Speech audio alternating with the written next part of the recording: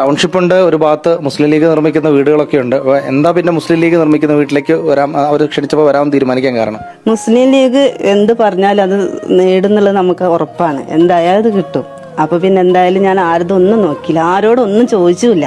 വീട്ടുകാരോടാണെങ്കിലും കുടുംബക്കാരോ ആരോടും ചോദിച്ചിട്ടില്ല. എൻ്റെ ഇഷ്ടത്തിന് എനിക്ക് മുസ്ലിം ലീഗ് മതി എന്നുള്ളത് തീരുമാനിച്ച് ഉറപ്പിച്ചു. രാവിലെ ചടങ്ങുകൾ പൂജ ഉണ്ടായിരുന്നു, ഗണപതി ഹോമം ഉണ്ടായിരുന്നു. 3 മണിക്കായിരുന്നു. മുസ്ലിം ലീഗ് പാർട്ടിയോടുള്ള ജനങ്ങൾക്കുള്ള വിശ്വസ്തതയാണ് ലിനി ചേച്ചിയുടെ ഹൃദയസ്പർശമായ വാക്കുകൾ.